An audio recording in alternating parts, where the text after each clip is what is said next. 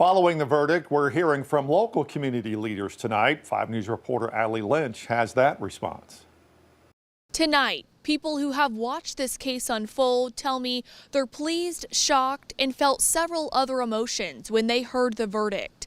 Now they hope America can start the healing process. I was afraid to be hopeful, and I'm glad that it, obviously that it came out the way that it did. Maria Bosda Hicks, the former president of the Arkansas Democratic Caucus, believes this verdict is the first step in the right direction, but certainly not the last. By no means do I think that this means that we've reached some sort of climax of, the justice system is fixed and now we can move on.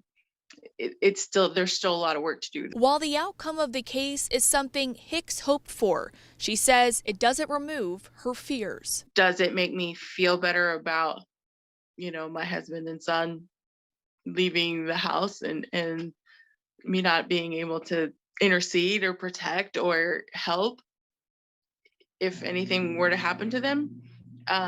No, because it could still happen. Another community leader is Scott Hamilton with the Urban League of Arkansas.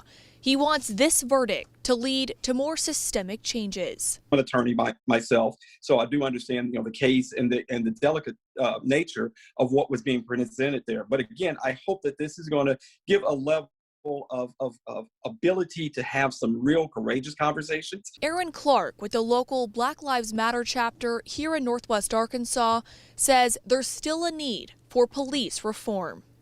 There need to be taught de-escalation tactics. I think that police officers should be required to have a college degree in some type of psychology or mental awarenesses or something like that. I think that it should be harder to be a police officer. I think that you should have more training and more experience. In Fayetteville, covering news where you live, Allie Lynch, 5 News.